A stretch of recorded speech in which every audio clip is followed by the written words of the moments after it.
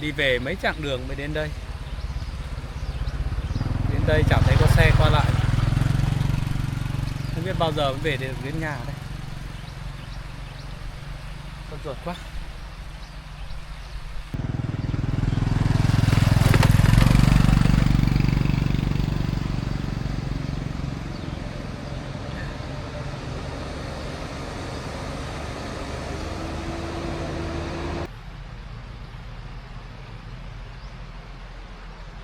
Có một xe kia rồi.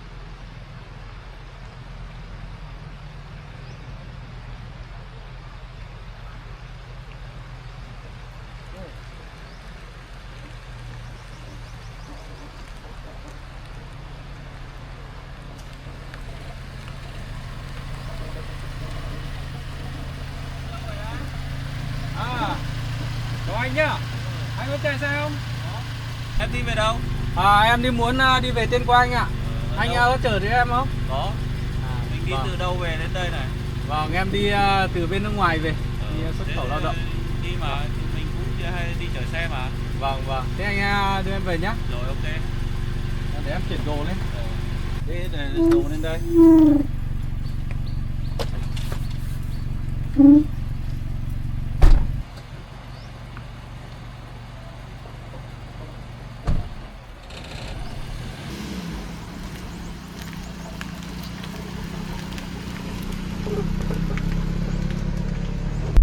Em làm ở vùng nào đấy? Về đấy?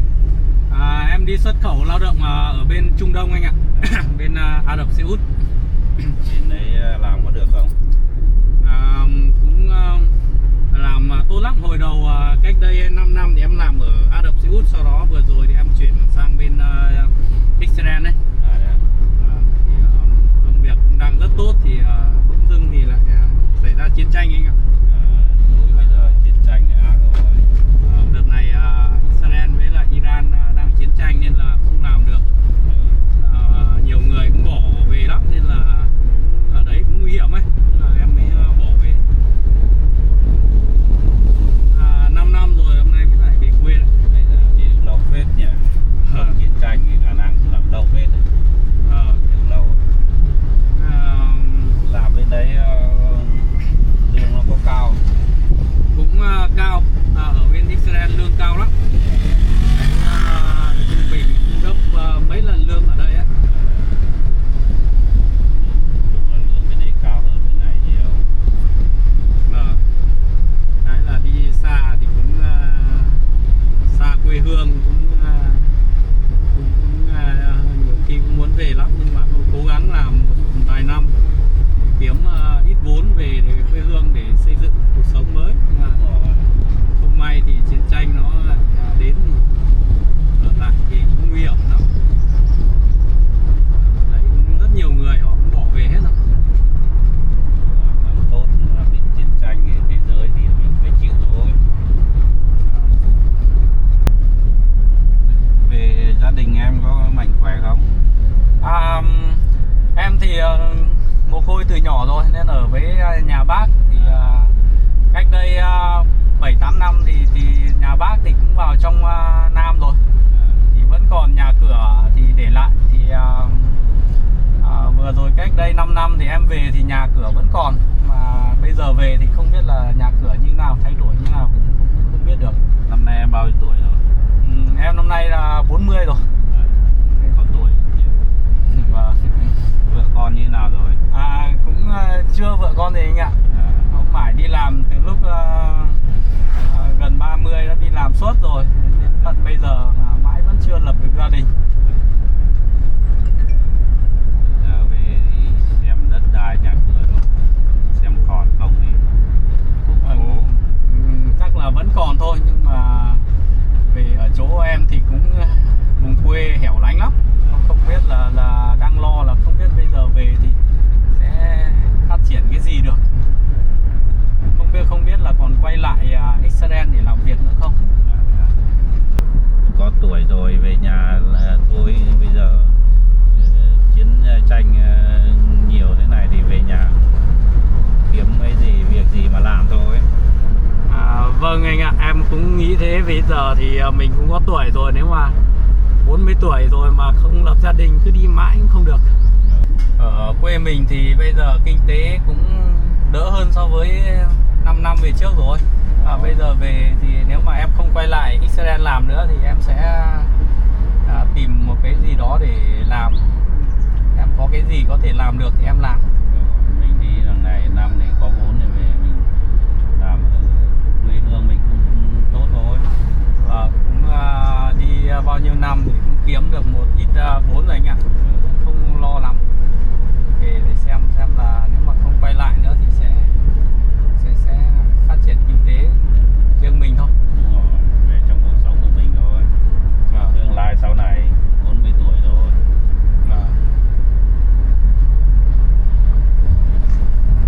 Anh nghe tin bên đấy đánh nhau ác lắm, không biết căng thẳng lắm không em? Ui, căng thẳng lắm anh ạ. Cái này lúc nào đang làm việc thì lại phải chui xuống hầm trú ẩn thôi. Tên lửa nó bay Căng thẳng quá khắp thì nơi rồi toàn nghe tiếng nổ.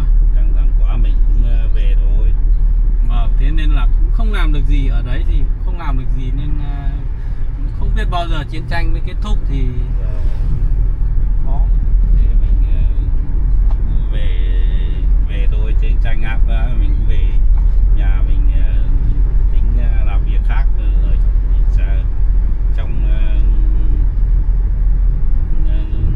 trong đất nước của mình thôi. Có tí vốn rồi thì cứ về nhà thôi.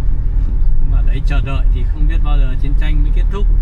Giằng co hai bên không biết bên nào khi nào mới thắng được thì mới hết chiến tranh. Đúng rồi. Chiến tranh xong thì mọi công ty rồi các xí nghiệp bị tàn phá hết thì chắc cũng còn lâu mới khôi phục lại được. Nói chung là đánh nhau này nó rất thế, về lớn quá thì khôi phục cũng khó. Như là đường này đấy anh ạ. Đường vẽ này. Rồi ok. Về đấy anh biết rồi.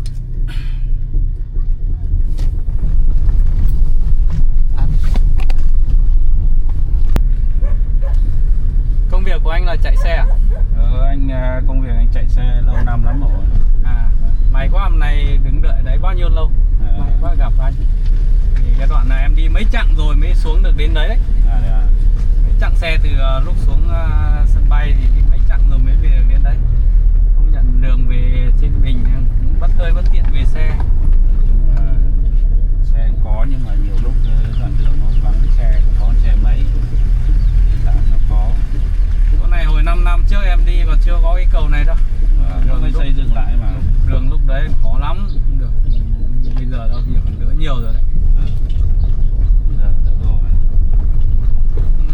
Ở đây thì những năm gần đây thì người dân ở đây thì chủ yếu phát triển kinh tế gì anh nhỉ? Cũng là bây giờ nó được con đường này, bây giờ nó phát triển về cây cối thôi. Cây cối Trồng cây, trồng keo, các thứ trên đồi.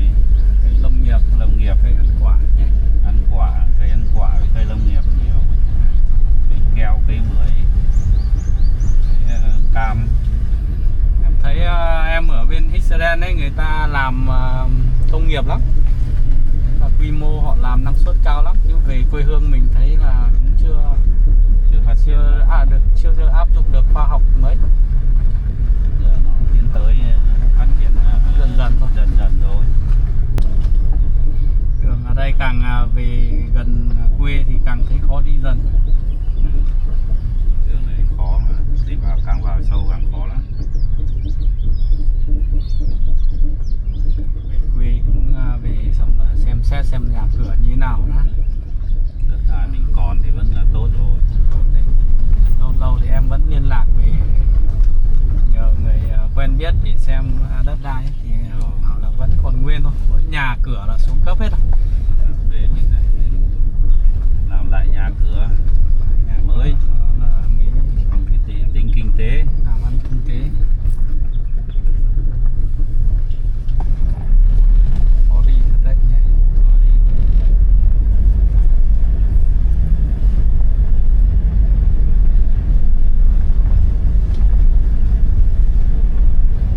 Đây vừa rồi cũng Tết đến thì có người dân đây ăn Tết lớn vui không anh?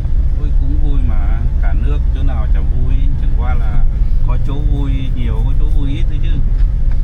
Chỗ thì kinh tế nó hơn thì nó chơi vui đông vui hơn, nhưng ở đây mình thì nhiều trong trong đồng rừng thì nó chỉ là ngày Tết nó là vui xuân thôi.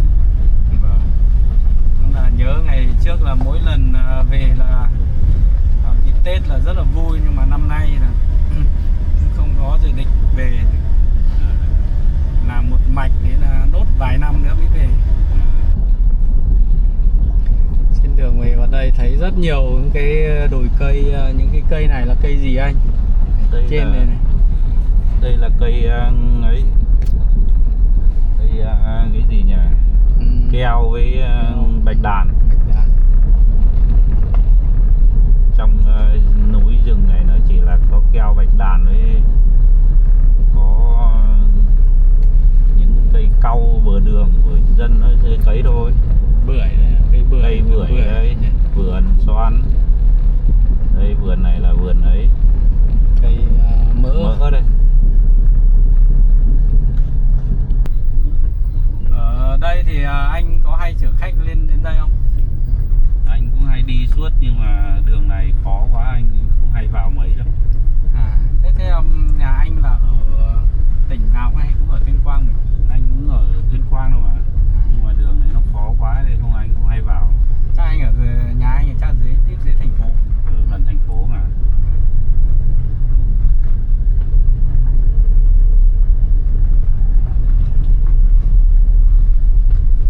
Đường này anh chưa vào bao giờ. Nhìn thấy khó quá. Sắp đến rồi đây anh ạ, chắc cũng không còn, càng đi càng khó nhỉ. Càng đi càng khó. Không biết là cứ như này biết về đến nhà đã đi được chưa ấy. Còn trước đây thì xe không đi được vào đến nhà đâu anh ạ. Chỗ nào khó quá thì mình dừng lại để cho đi bộ thôi.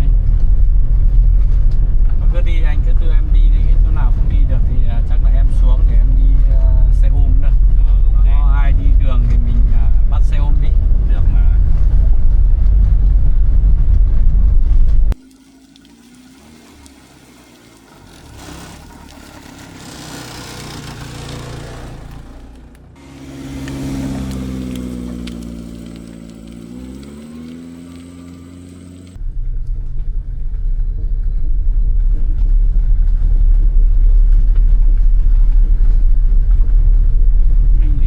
Đến tận đâu? Em ở cái xóm trong cùng nhất đây. Đi qua cái xóm trong này có một xóm ở trên cuối cùng mà đường cùng luôn đấy. Trong đấy là cái đoạn đường này vào cái đường kia là khó phết đấy, không đi được. Trước đây còn không đi được xe đâu. Thế thì anh cứ đưa em đi được đến đâu hay đến đấy anh ạ. Đi ngay vào cái đoạn trong này là có cái đoạn đường đất là không đi nổi rồi. Đường đất rồi anh. Trước lúc em đi là cả những cái con đường này cũng là đường đất hết. Toàn đường đất mà. Bây giờ vào ngay đoạn trong này toàn đường đất rồi, cũng chắc là không lên được. Để xóm em. Máy đang sửa đường đấy. Máy đang sửa đường. Thế thì đến đấy thì em sẽ chờ xe, có xe máy nào đi qua thì em đi nhờ cũng được. Rồi, ok.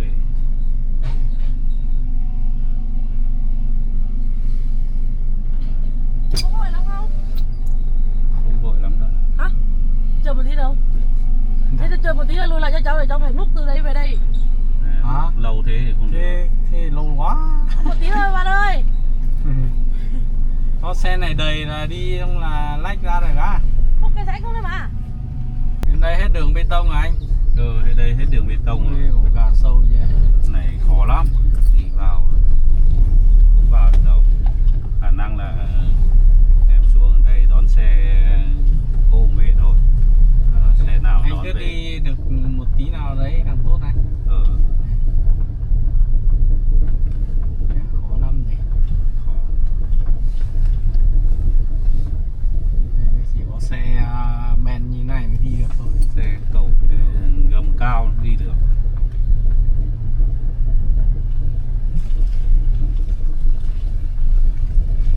Đường này nó lên đấy nó khó này, toàn đoạn khó rồi.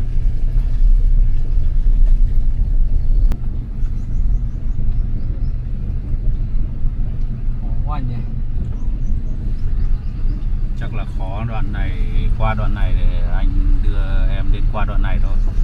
Khó quá thì em xuống em đón xe nào có đi qua để em về nhá. Vâng, được anh ạ. Thế thì qua chỗ này thì em xuống.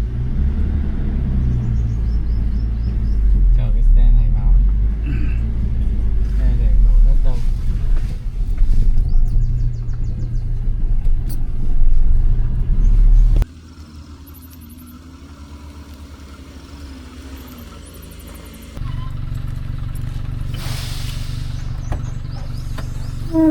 May quá về được đến đây. Còn là đoạn đường còn lại thì em sẽ chờ xe, thôi là em sẽ tìm xe về sau. Rồi, về thì về Vé hay bao tiền? hết 500 em ạ. Thì nhá.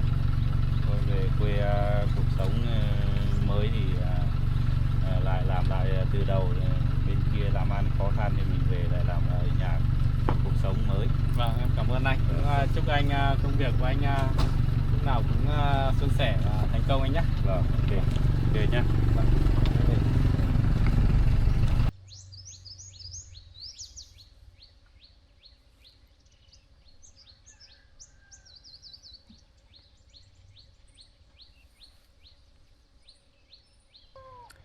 Chờ mãi mà chẳng thấy xe nào qua đây. Chắc là giờ này hơi muộn rồi nên nó không có xe nào nữa. Đường đi về quê khó khăn quá. Đi bao nhiêu chặng đường mà không về được đến nhà.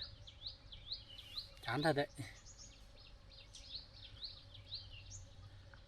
Thôi chắc là mình túc tắc về bộ vậy. Chắc khoảng 4-5 cây nữa là đến nhà rồi.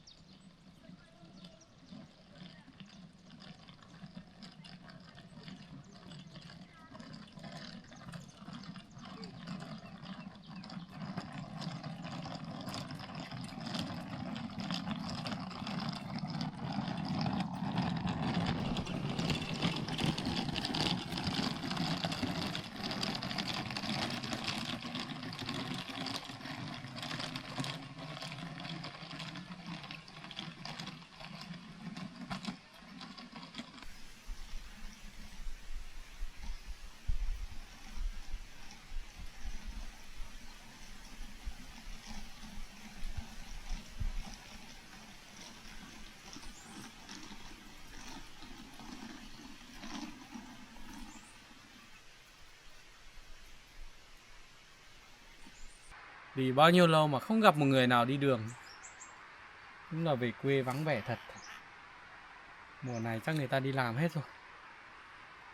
Không ngủ nghỉ một lúc đấy.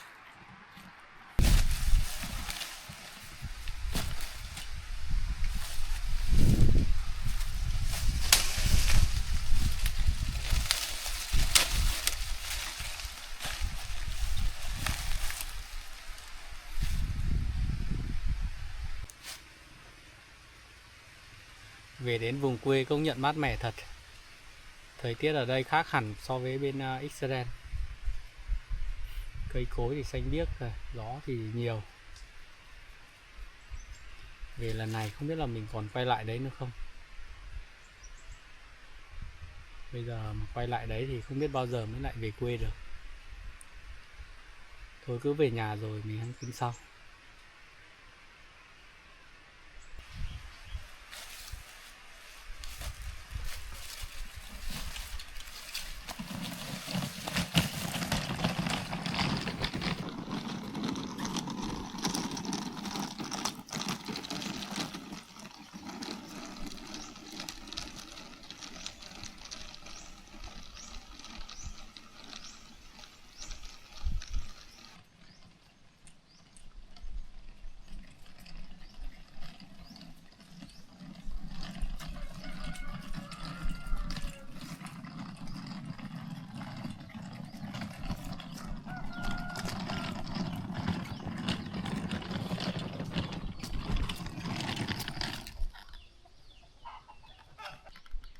đến nhà rồi.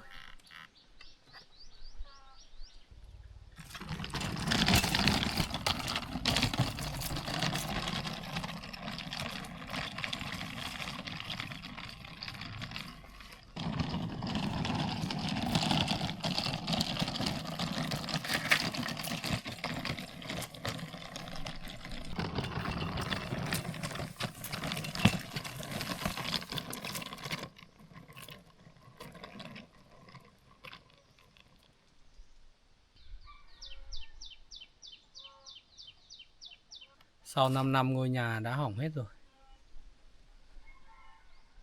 Như một cái nhà hoang.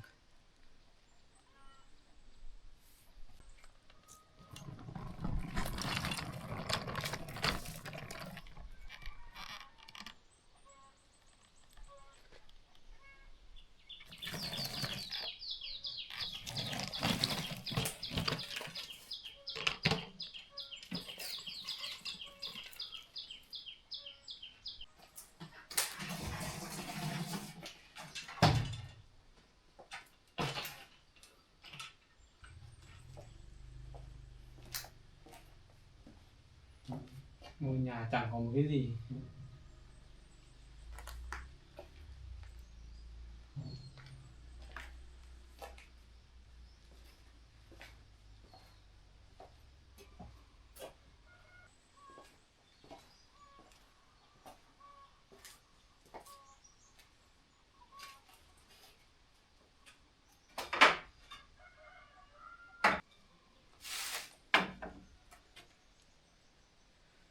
Năm năm trước cái lần mà mình rời đi thì vẫn còn rất nhiều tài sản.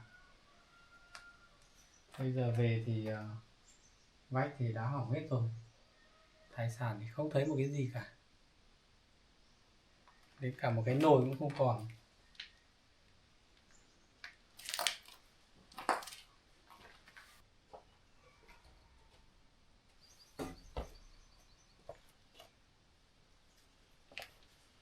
Ở đây chỉ còn lại những cái bát vỡ thôi.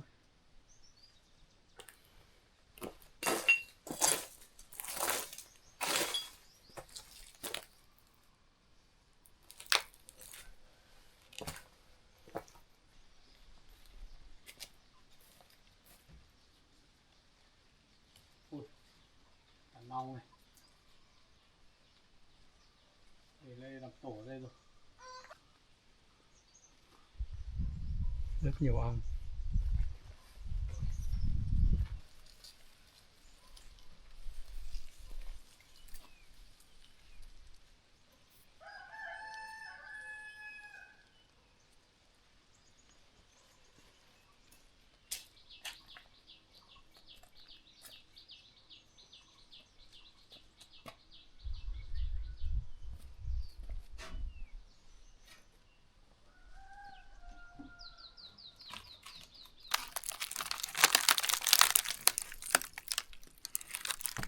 Những tấm vách này bị mối ăn hết rồi. Tấm ván này.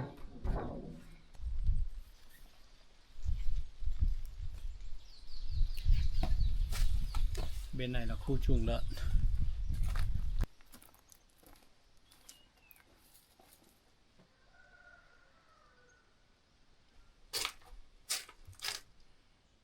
Chuồng lợn cũng bỏ hoang bao nhiêu năm nay rồi. Xuống cấp hỏng hết.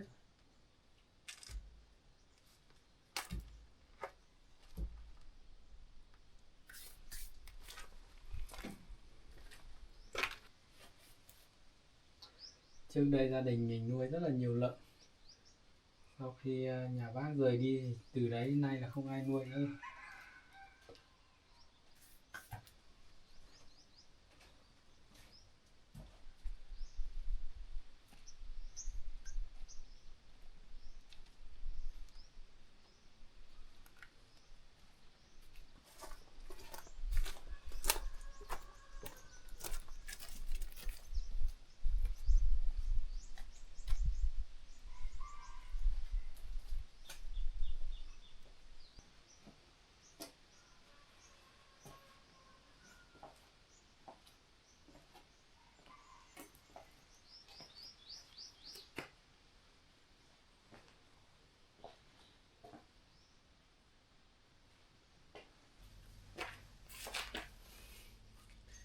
Đây là cái vị trí bếp đun nấu. Bây giờ cũng trở nên rất bề bộn như thế này.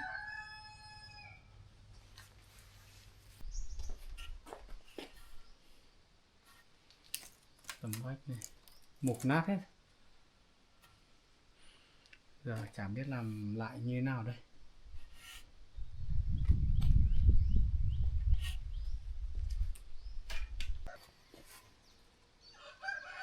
Có người vừa đến đây hái bưởi ăn ở đây.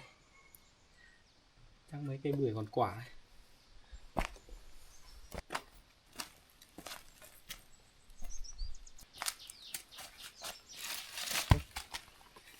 Đến mùa rồi.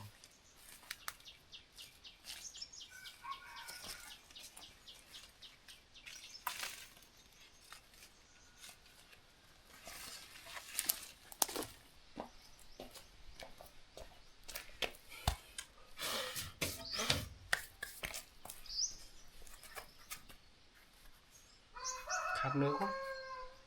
Nãy về quên không mua một ít nước. Không có dao, tạm bằng tay thôi.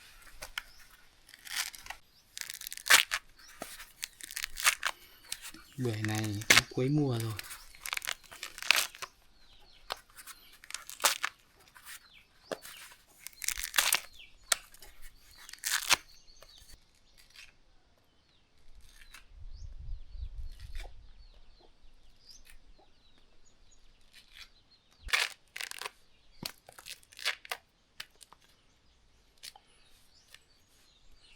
Bưởi này không biết là có ngon không.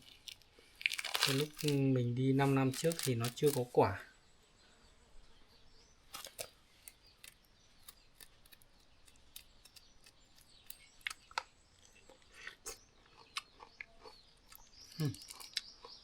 Rất là ngọt.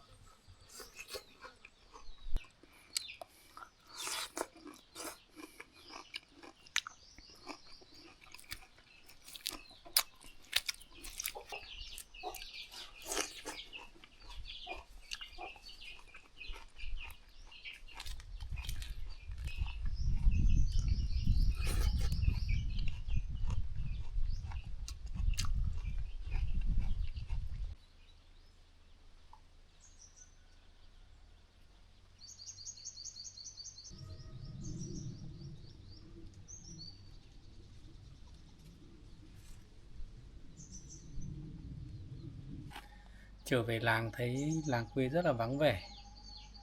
Hình như là mọi người ở đây cũng đi làm ăn xa hết rồi. Chắc là cũng giống như mình thôi. Ở cái làng quê này nghèo, không có gì để làm. Chắc mọi người đều phải đi làm ăn xa hết.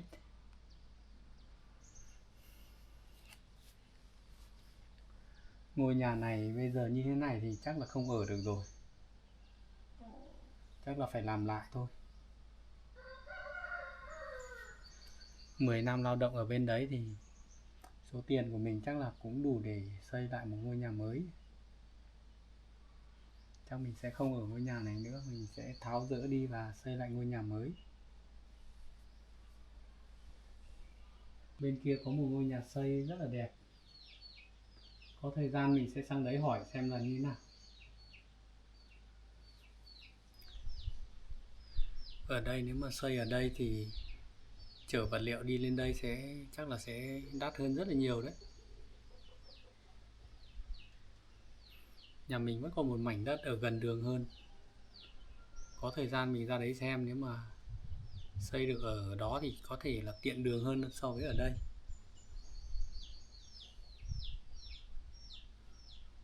Hơn 10 năm đi làm thì chắc là số tiền đấy chắc cũng đủ để mình xây một ngôi nhà khang trang đấy. Để xem nào.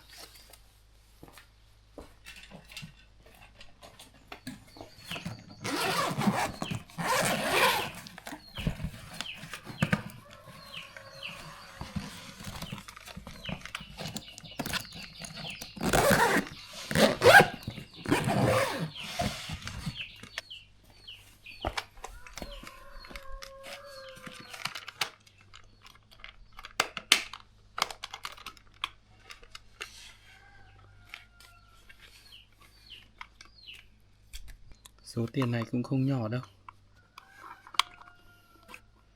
Này mình phải cất giữ cẩn thận. Chứ nhà cửa như thế này thì để tiền như thế này cũng khá là nguy hiểm đấy.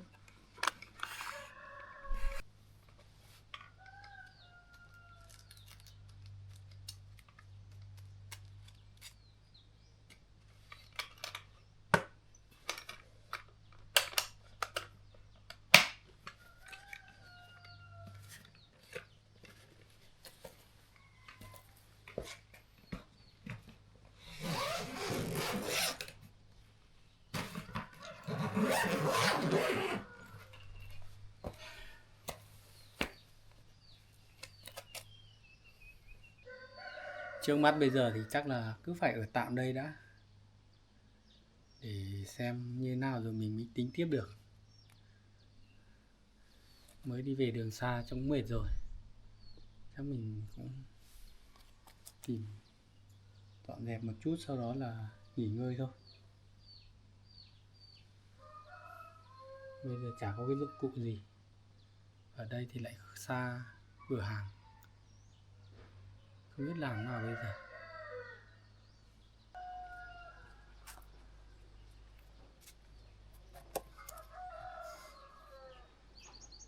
Có ai ở đấy nhỉ? Con nào mặc áo trắng này lái nhỉ? Đâu về nhà mình sang xem nào.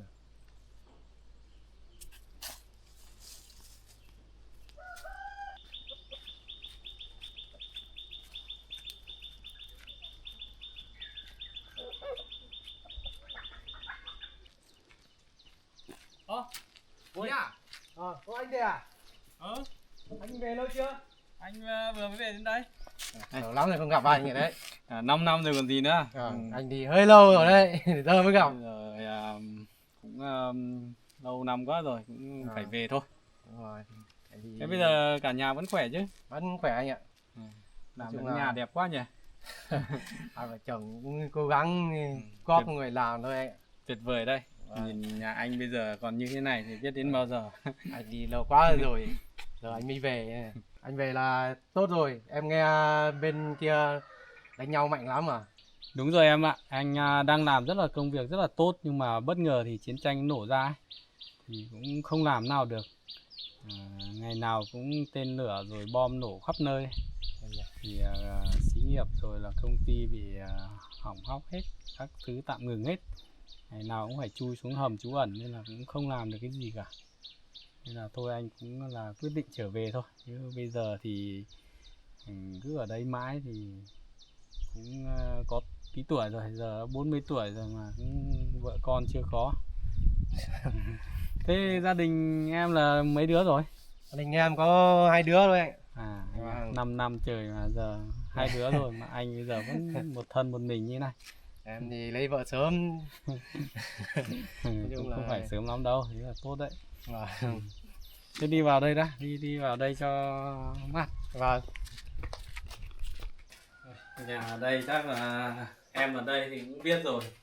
Nhà thì 5 năm trời, lúc anh đi thì vẫn còn đỡ đỡ, nhưng bây giờ về thì chả còn cái gì cả.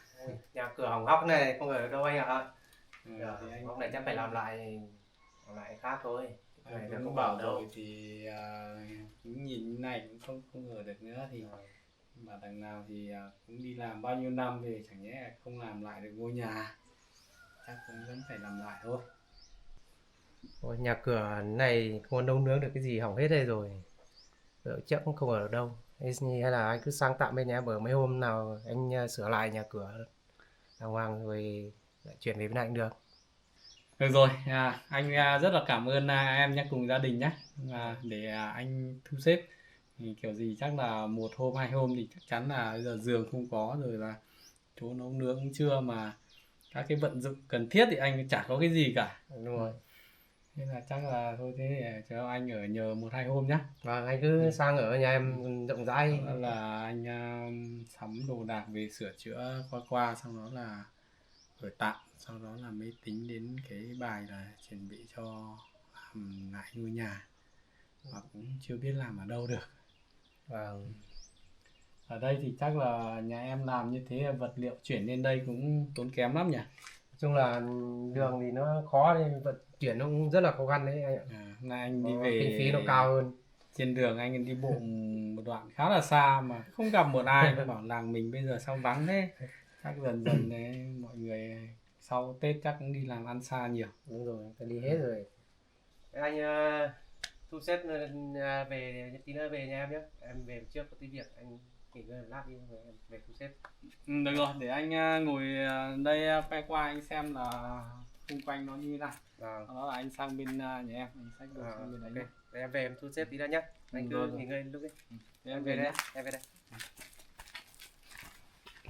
Các bạn đi anh sang nhé. Rồi, tí anh sang. Em đi về đây.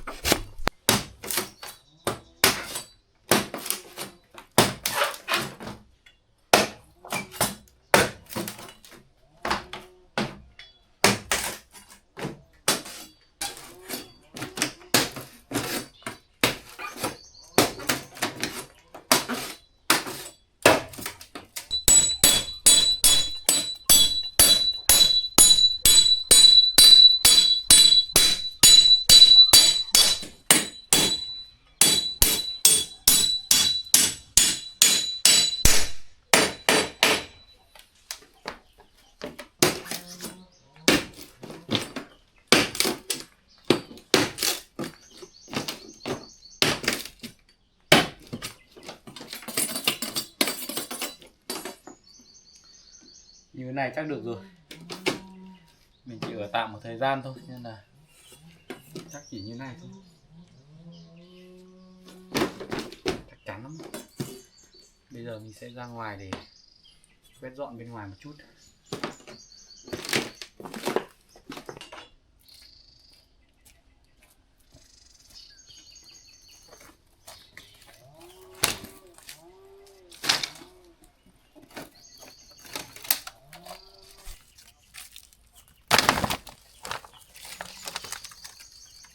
Này, thừa nhiều quá.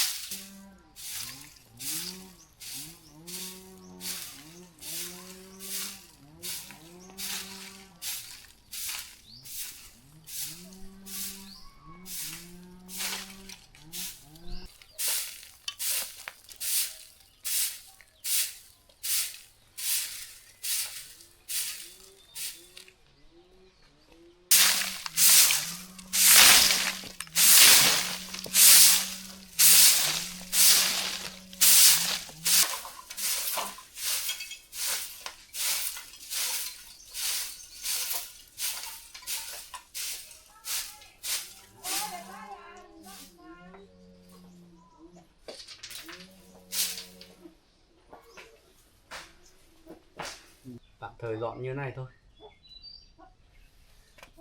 Chắc đi vào trong nhà giải chiếu đó.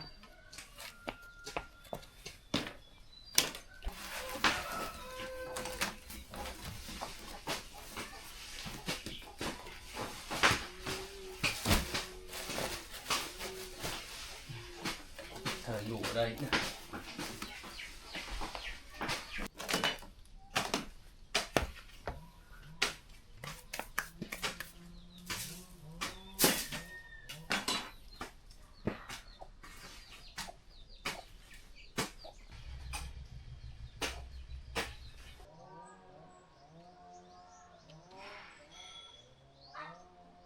Nhà em Chí xây không biết là thuê thiết kế hay là xây tự do,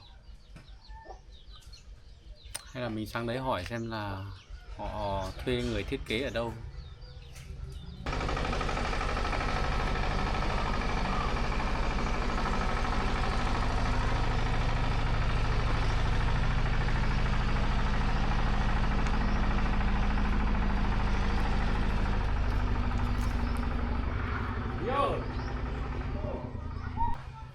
Nhà không? À, Có mà. Anh. rồi, ở đây. Anh sang định hỏi bảo là cái nhà của em này thì em thuê thiết kế hay là người ta xây tự do ấy? Em thuê thiết kế có bản vẽ nói mà anh. À thế à? Cũng nhìn rất là đẹp, anh thấy rất là ưng ý đấy. Cái người thiết kế này nó ở đâu em? Người thiết kế nó để em xuống tận thành phố cơ, nó tận đến thành phố. Đến thành phố à? Vâng. Rồi, thế thì em cho anh xin cái địa chỉ để anh Vâng. đi anh gặp họ nhé. Vâng, anh em đi cho anh. Như này thì thuê này có đắt tiền lắm không? Nói chung là cũng theo mình làm theo thiết kế bản vẽ nó là cũng đắt đấy. Cụ thể là hết bao tiền này em? Em thiết kế theo nó là mất 20 triệu đấy anh. 20 triệu à? 20 triệu đấy. Khá đắt đấy nhỉ? Anh đang phân nó vân. bé, nhà em làm nó bé thế thôi. Anh đang bị phân vân không biết là xây ở cái chỗ này hay là đi ra chỗ ngoài đường. Rồi anh đi ra ngoài đường. Đó.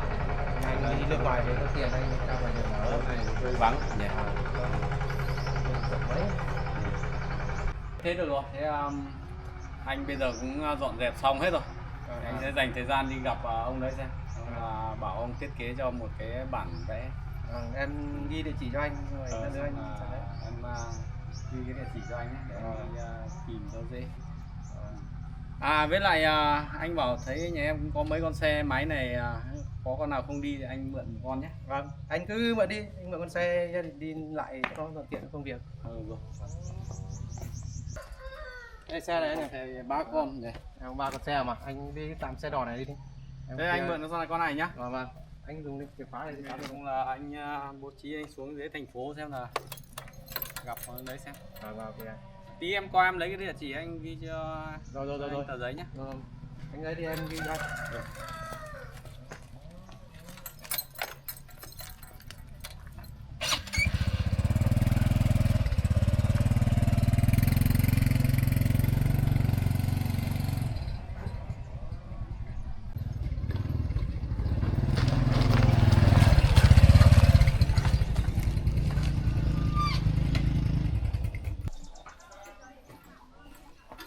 Tốt quá rồi, mượn được con xe máy để đi lại. Bây giờ vào nhà chuẩn bị đi thôi.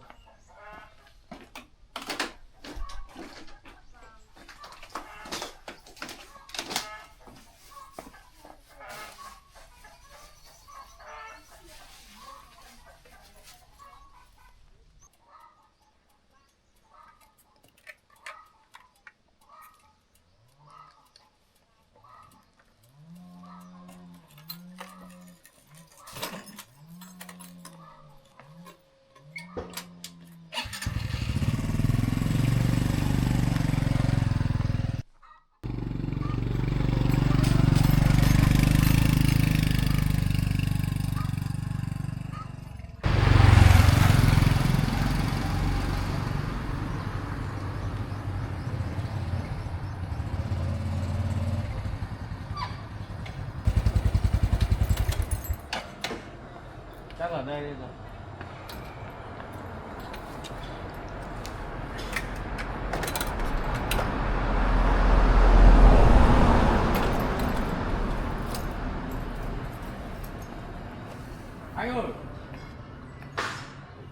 Có ai nhà không nhỉ? Đây đây. Chào anh nhá. Uống nước. Anh là anh Ngọc nhỉ? Đây, từ Ngọc.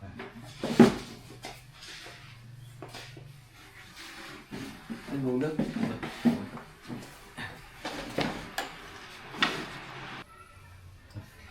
Mời anh nước nhé.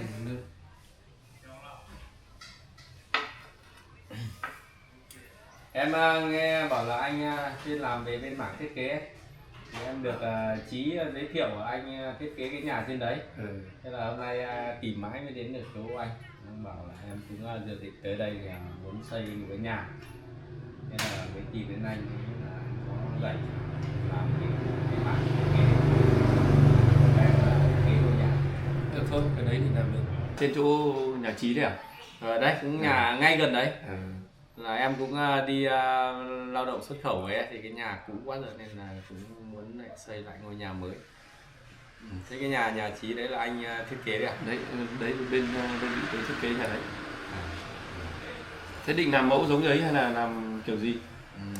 Em định làm cái mẫu một tầng thôi, cũng dạng đấy, máy Nhật, đấy gọi là máy Thái nhỉ? Máy đấy. Làm dạng nhà máy Nhật. Bên mình thì rất nhiều mẫu, thì rất nhiều kiểu nhà làm. Thế thì bên mình đã tham khảo những cái mẫu nào chưa? Nếu mà tham khảo mẫu nào rồi thì đưa ý tưởng thì mình biết được tư vấn.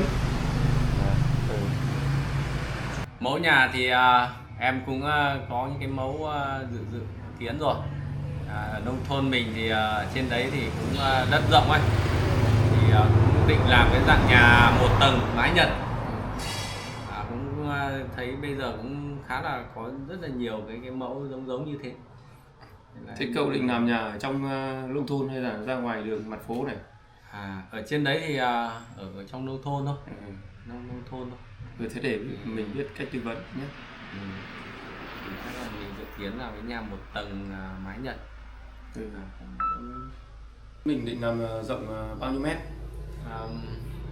Ở đấy thì em có hai chỗ đất, một chỗ là chỗ nhà cũ, một chỗ là em muốn lùi ra ngoài đường. Thế thì em định dự kiến là ra ngoài đường thì cũng khá là rộng. Thì em muốn làm cái nhà chắc nó cũng phải tầm độ 170, 180 mét vuông gì đó.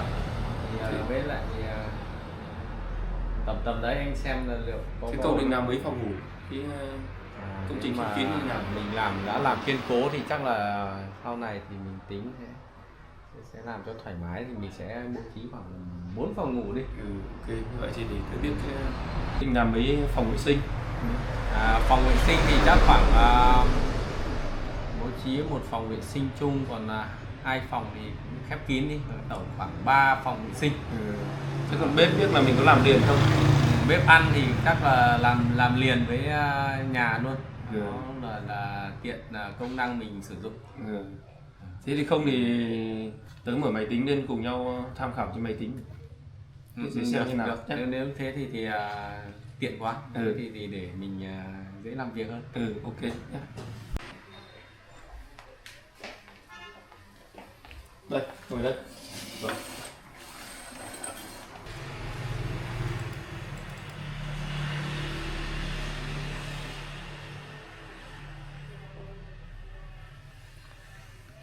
Có trên này nhìn theo cái cả phối cảnh thế này thì dễ hiểu hơn này nhỉ.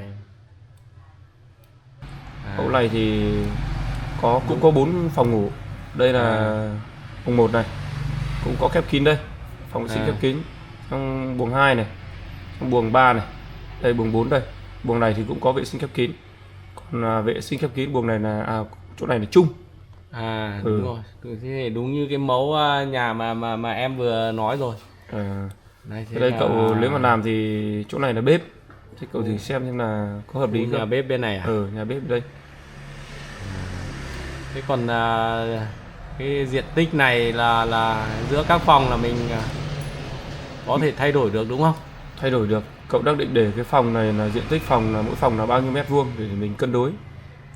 Ví dụ những cái phòng mỗi phòng nó khoảng 15 đến 17 mét vuông đi. Vậy ok. Đây còn đằng trước mặt tiền này làm như này có được không? Mặt tiền này cửa chính là có 2 cửa đây. đúng không? cửa phụ Đây là bên cửa này. phụ đây, ở bếp đây.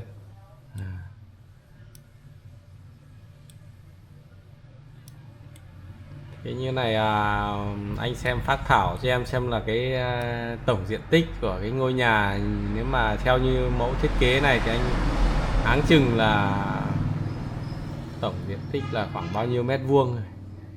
Để em cân đối với diện tích đất xem là Tổng diện tích chỗ này nếu như nhà là làm rộng như này là tầm hơn 200 mét rồi chỗ đấy.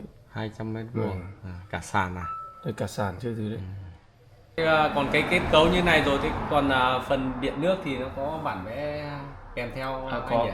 Có điện nước thì mai sau tôi sẽ phải làm bản vẽ riêng cho cậu nhé. Chẳng hạn ống nước điện tiếp đi như nào là thì cho mình có khoan tranh khoan ảnh nó sẽ không vào.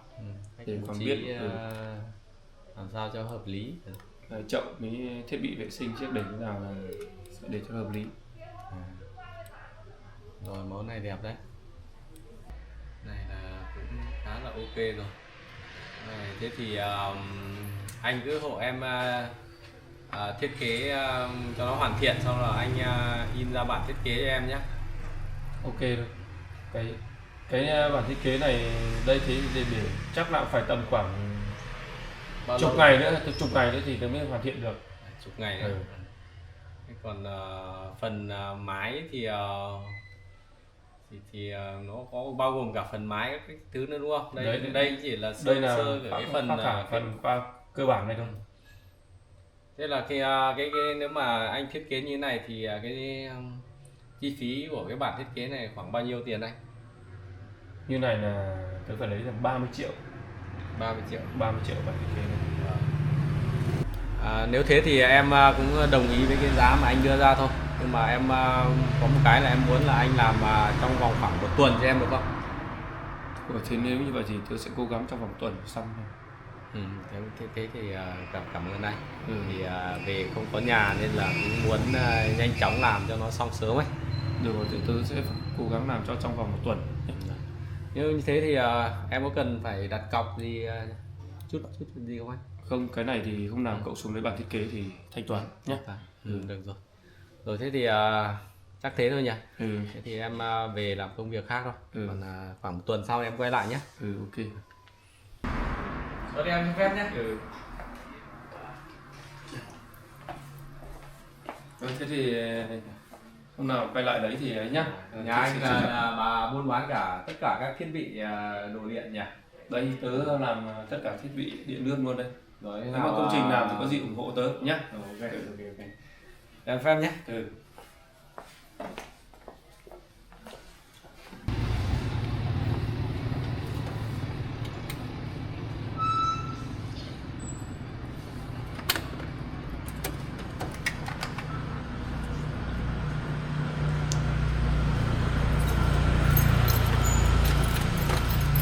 Khoảng tuần sau quay lại nhé. Ok, chào nhé.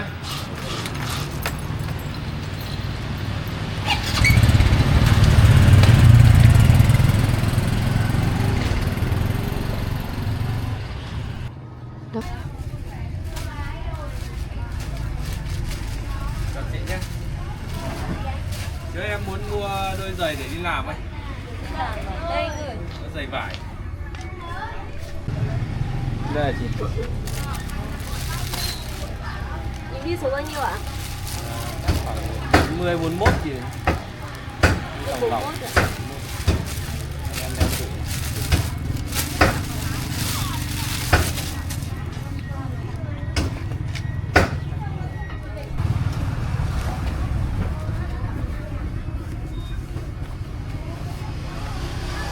Vừa hay chị. Cho em đôi này bao tiền gì đấy? Đôi đấy 140 ạ.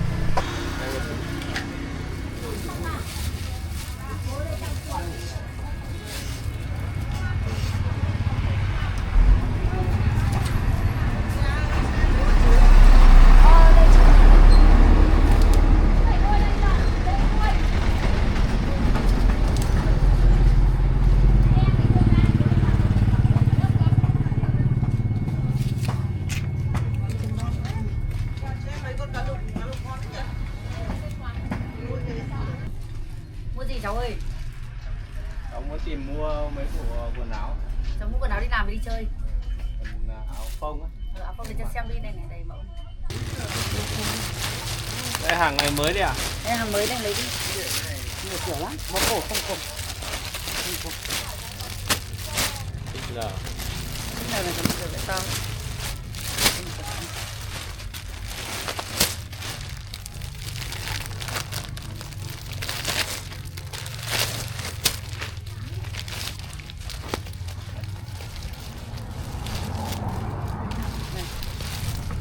Siêu đẹp.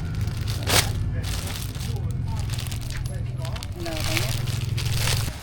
Để cho gớm mà đi. Vâng. Đó thì mặc cái cỡ này thôi. Đấy mua cho con mấy cái. Được rồi, lấy có màu khác mà. Có nhiều màu mà.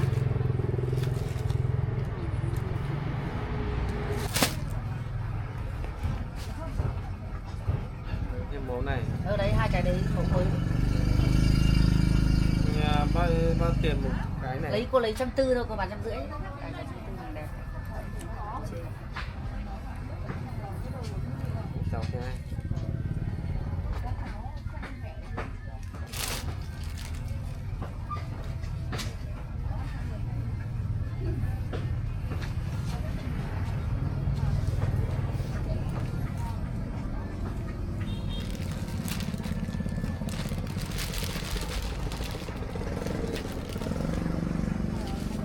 Cháu ơi 280.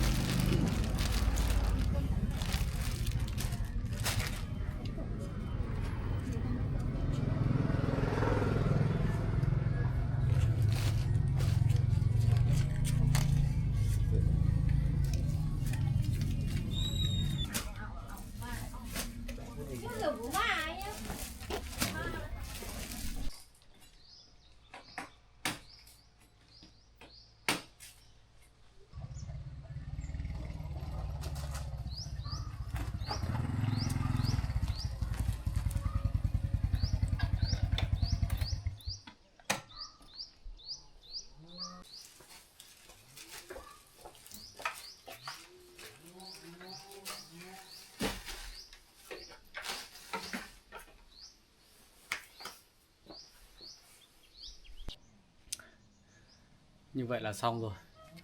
Bây giờ chờ một tuần nữa mới đi lấy kết quả. Công việc còn lại bây giờ là mình sẽ đi xem đất đai như thế nào. Có lẽ là không xây ở đây đâu mà sẽ ra mảnh đất ở gần mặt đường để thuận tiện hơn.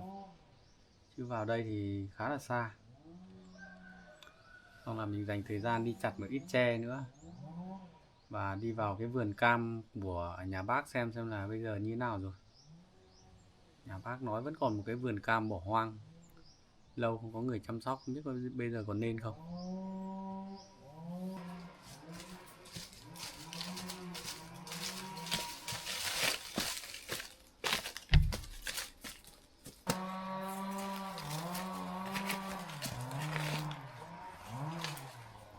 Thành rừng hết rồi. Đây là những cây cam mà sau bao nhiêu năm thì không có người chăm sóc, bây giờ đã thành rừng hết cả rồi. Cũng không thấy có quả.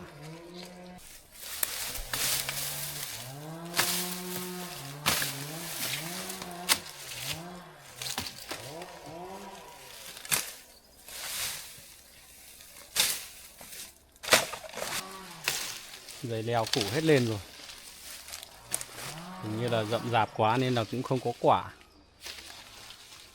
Bây giờ chắc là không có thời gian để làm đâu. Chắc là hôm nào rảnh rỗi thì mình sẽ dành thời gian đến để phát hết cỏ, sau đó là cải tạo lại để sang năm mới có quả được.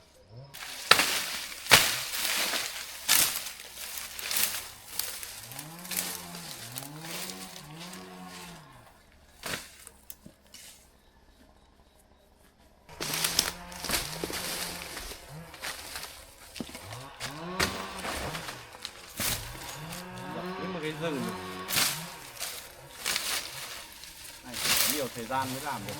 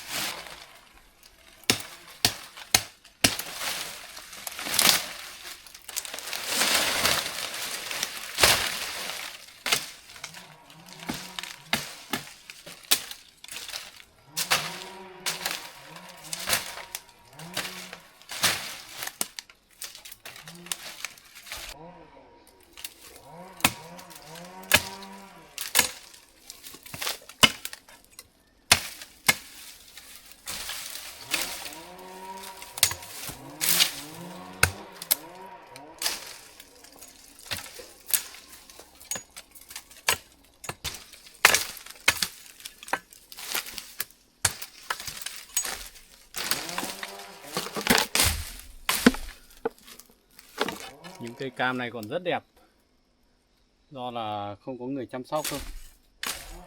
Cây cam còn khỏe lắm. Này mà được chăm sóc tốt thì chắc là sẽ có rất nhiều quả đấy.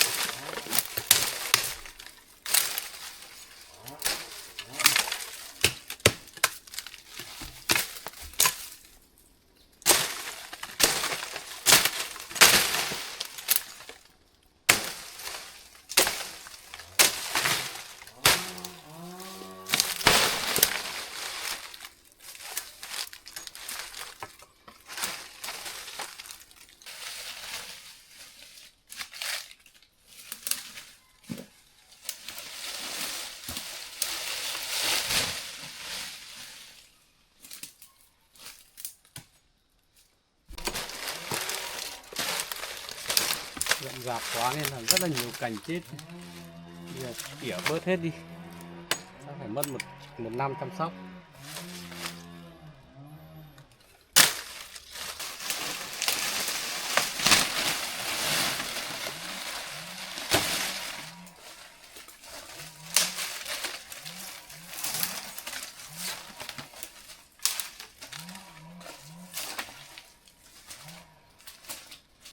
Toàn bộ vùng này là rất nhiều cam, nhưng mà hôm nay thì chắc là không có thời gian để làm đâu, đằng nào cũng muộn mất rồi.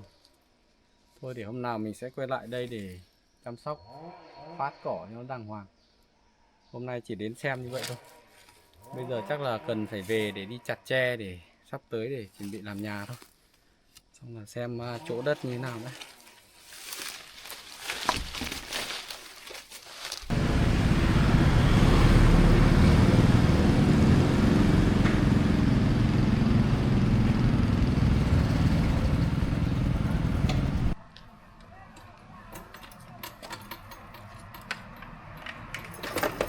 Là bản vẽ đã xong chưa?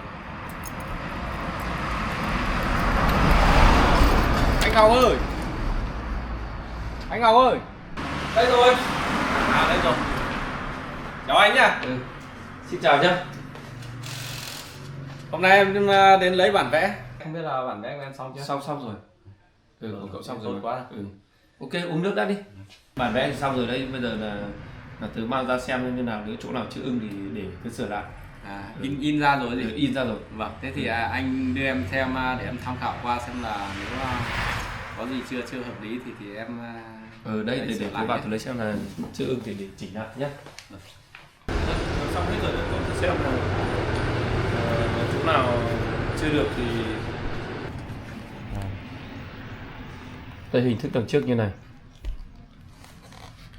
Nó cũng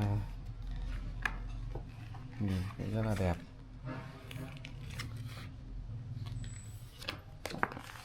Đây. Chỗ này là Đây, rào riếc khuôn viên xung quanh là sẽ làm như này.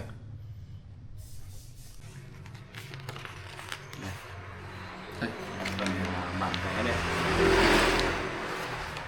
Đây, những cái khu mà thiết kế đây là phòng ngủ này. Phòng ngủ 1, phòng 2, 3, 4 đây. Đây công trình bếp đây, tôi thiết kế là chậu với bếp đặt như này, cậu xem là có ưng không.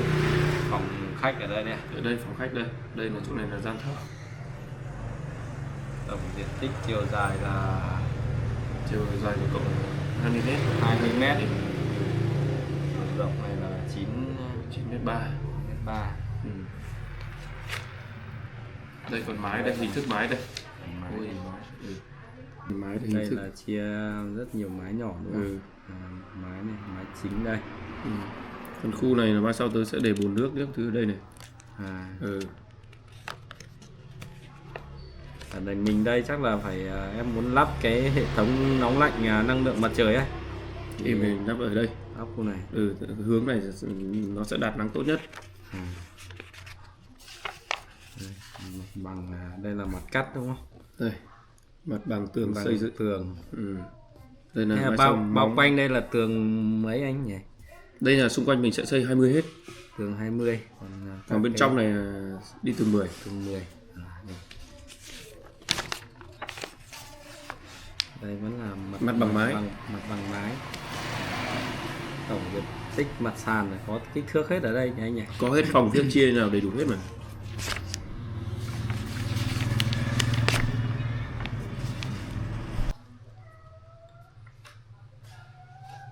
Khá là đầy đủ đấy anh ạ. Thế còn Đây bên dưới là phần điện nước. quyển này là điện nước à? Để nguyên về điện nước.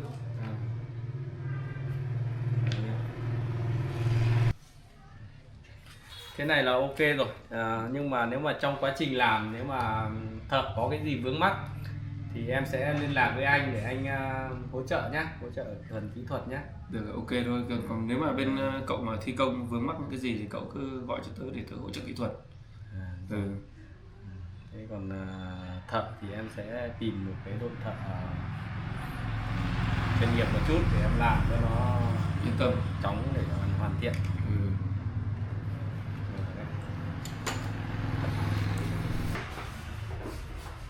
Đây, cậu để hồ sơ.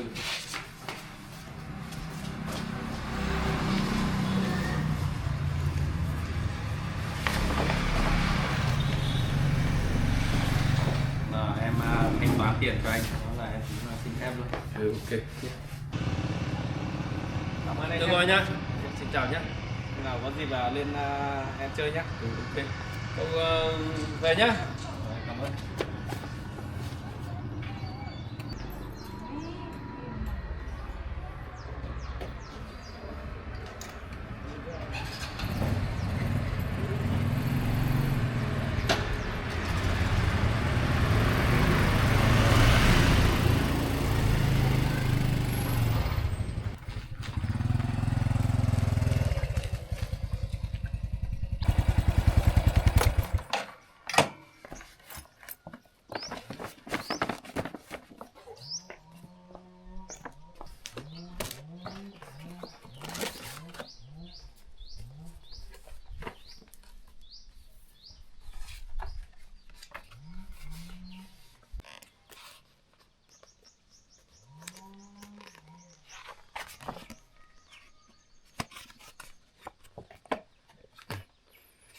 Rồi, như thế này là được rồi. Bây giờ chỉ còn thỏa thuận với thợ xây, xem là giá cả xây như thế nào, rồi chuẩn bị vật liệu. Đây toàn cảnh.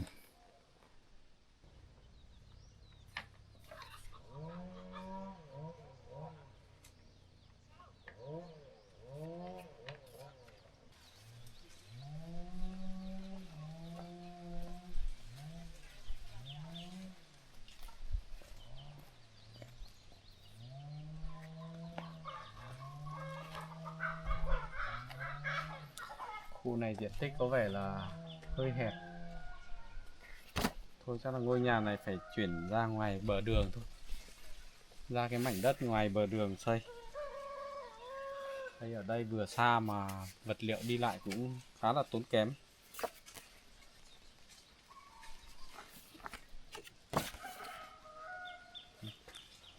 Như thế này thì diện tích này thì bên dưới gần khe quá rồi, chắc là không đủ đâu.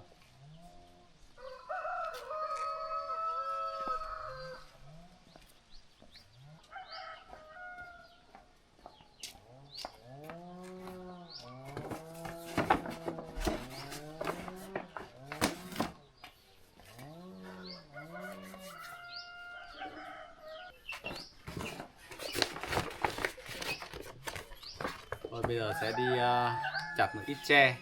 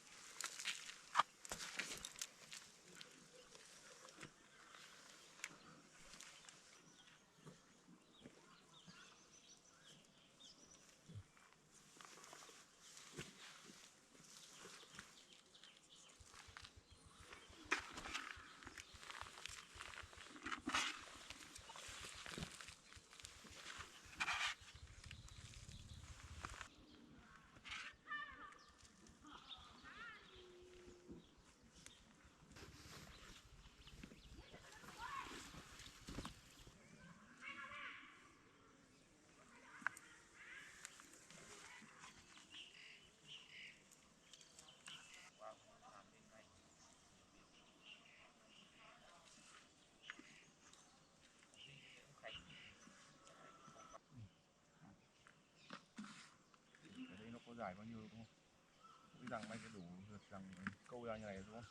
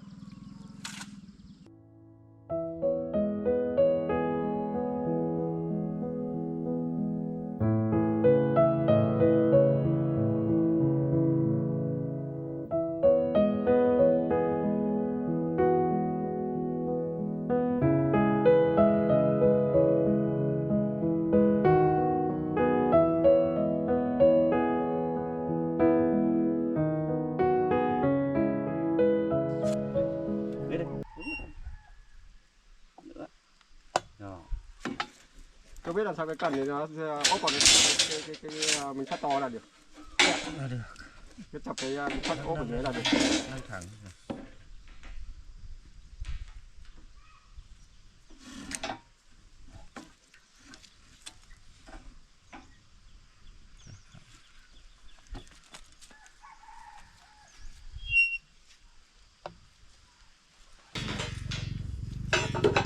Cứ thẳng như này.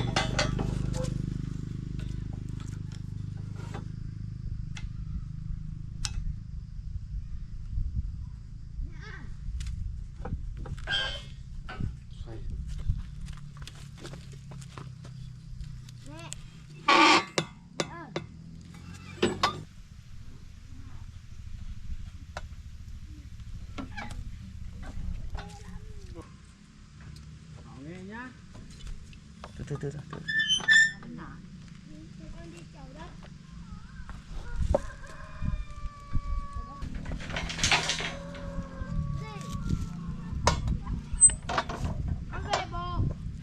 Mà trong này. Định lúc cái gạch đứng như thế này đấy à?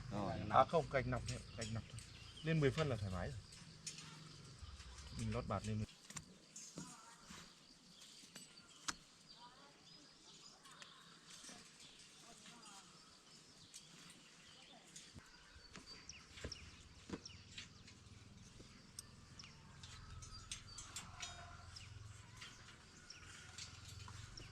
Cái đầu lợn mà nấu với đào xem ngon tuyệt vời. Thì ngon, nấu thịt gà cũng ngon. Riêng cái đào. Ngày trước đi bổ đao còn chọn đao mốc mới bổ cơ.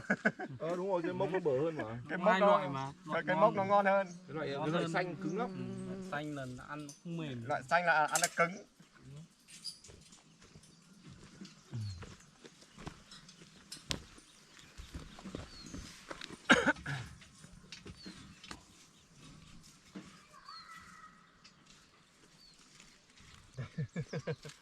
Kia họ cũng làm bằng cái sắt này thôi. Sắt này hơi bé. Bé tí thôi nhưng mà đun vẫn đun. À. Cái đứa đấy là có một đứa con riêng. Thế là thấy Đấy thằng này là con thấy, đến lúc cưới rồi thì cưới xong rồi bắt đầu nó mới đón con nó về bên Đại Nội để cái cưới thôi mà. ông Điên cái Là họ hay kể là cái điều đấy đấy à? ông Điên nó bảo là anh làm xây ở trên thiết suốt rồi không? Anh làm trên đấy suốt. Ở nhà em cũng làm cái đấy mà không biết là cặp với đứa này mà còn đòi lấy cơ. Rồi, thế cách nhà em làm trong nhà Cháu nhà làm trong cuốc. rồi. Cháu làm cuốc hay là Mập đấy, đứa đấy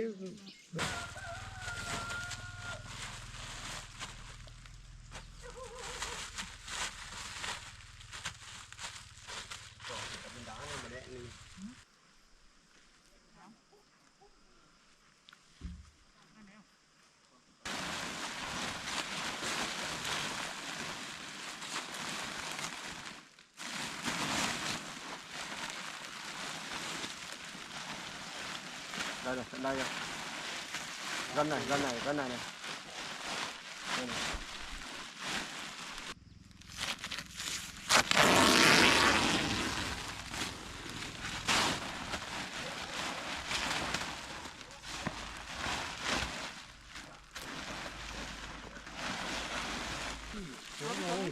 Cái đang đánh được quần.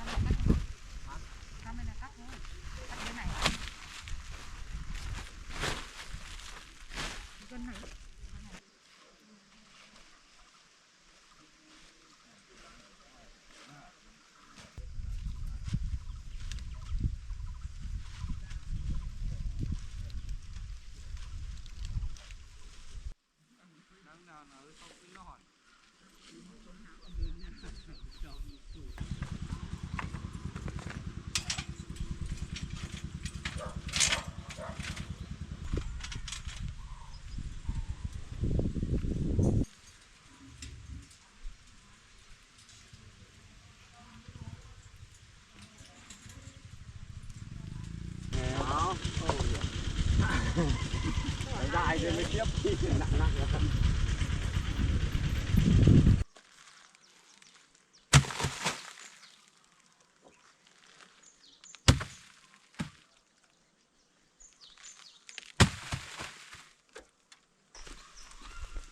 Khỏe nhất nó lại về chứ lại. Quá rồi.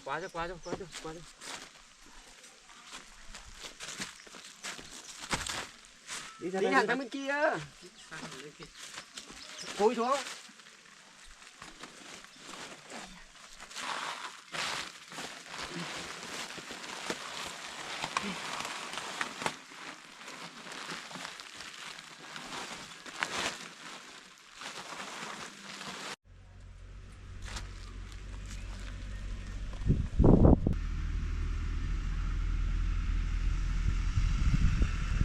Con pha đây này. Pha các mét rồi. Có khoảng cách thoải mái mà.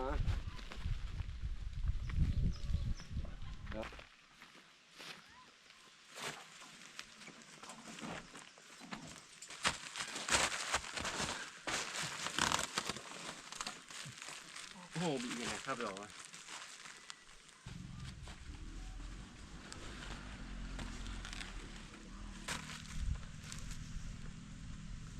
Sau này mai không đi.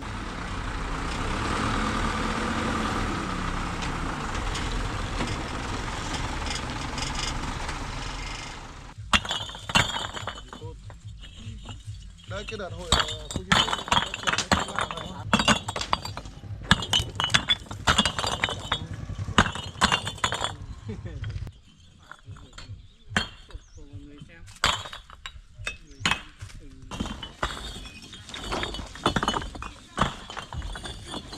Rồi, đeo ung số lại đau lưng rồi.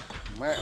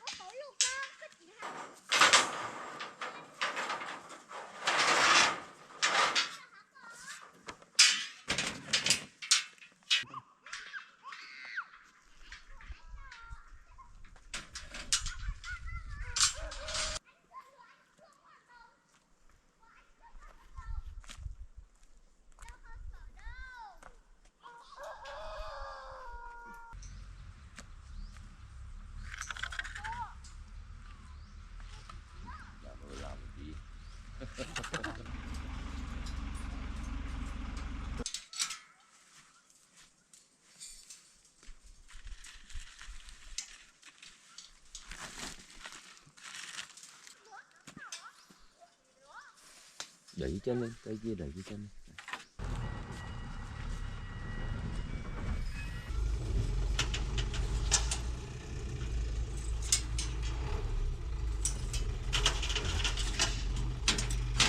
Quay.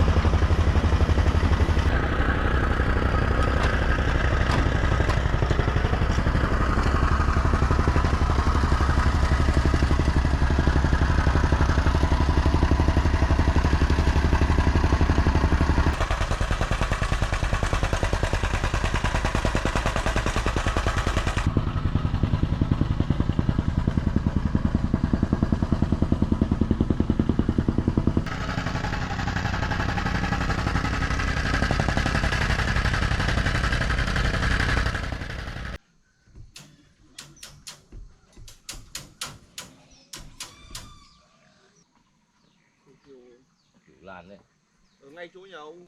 Chàng giống rồi.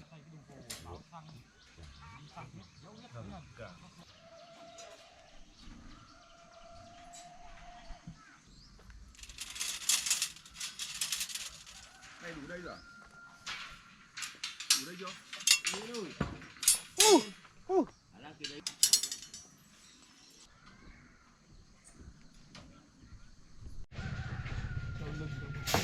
Bây giờ thì chọn đi. Không phải là có giỏi cái nào.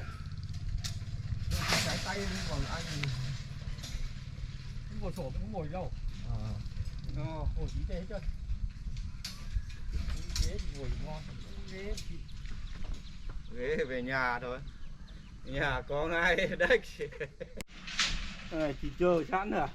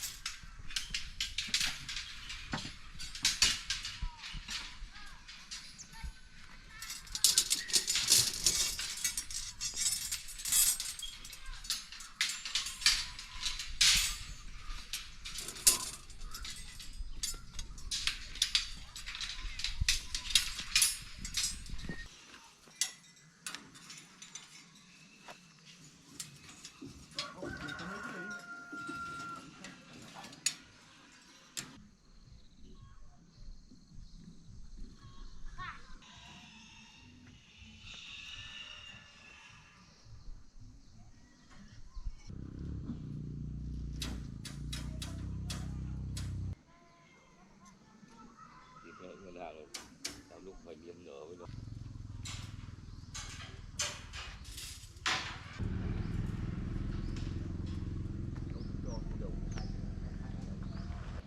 Ngoài xem mà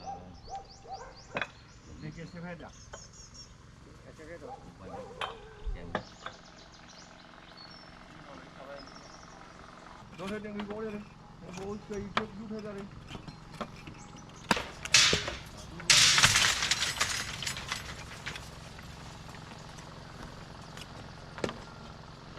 Rút hết về cái này nữa.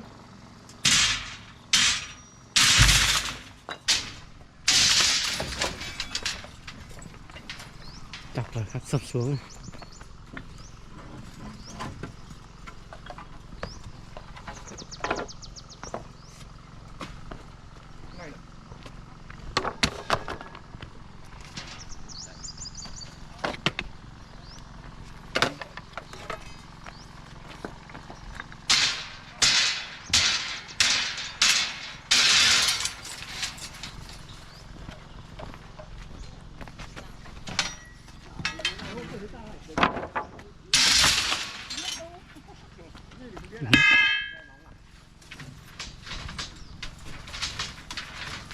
Dạ, kẹt một tí.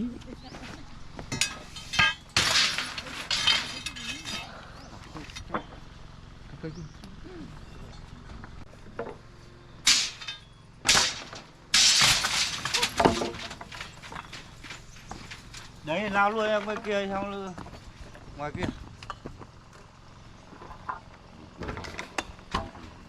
anh lúc làm cả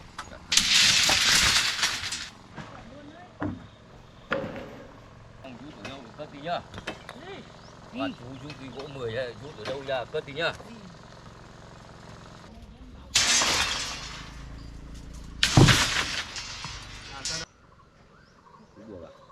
Kia lấy cái dây luồn hết.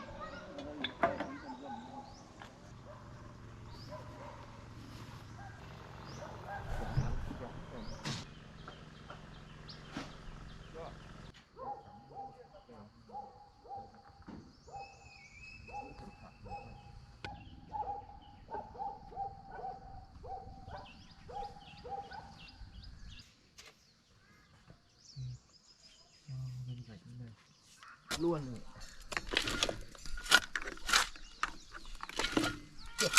Đẹp luôn.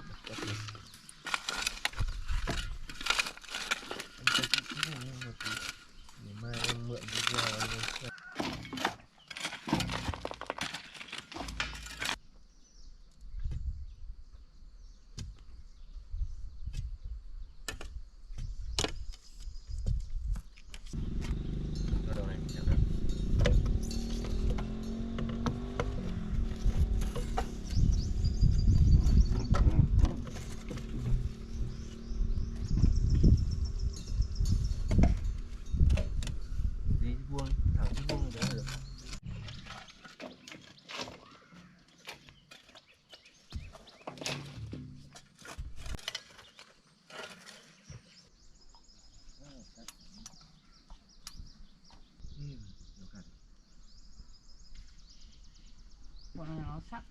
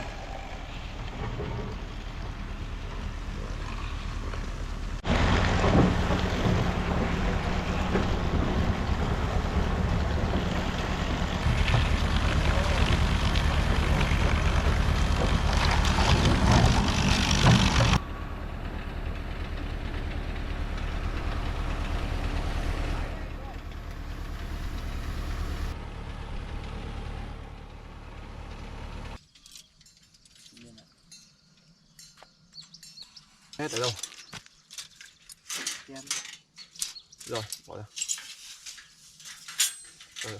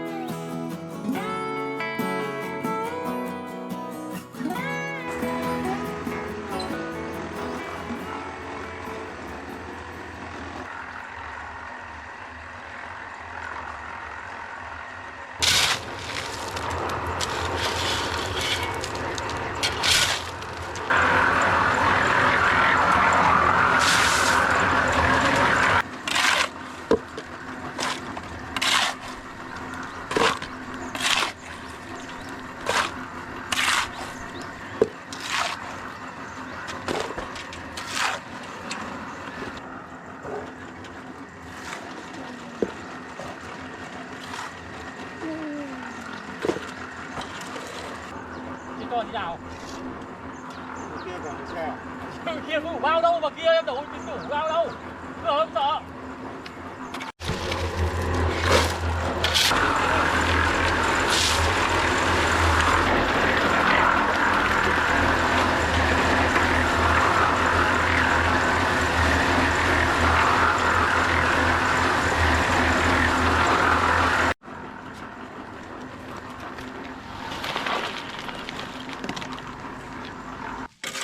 Đi ha.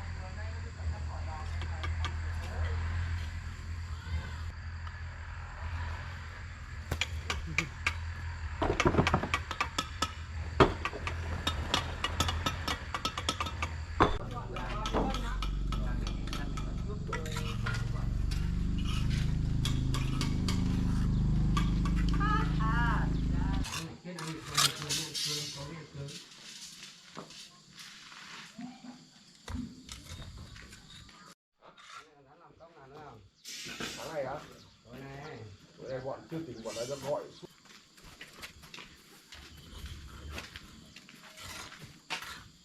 đó chưa lắm Lắp vào để chặt cũng nóng. Gỗ này nó cũng mềm nhá.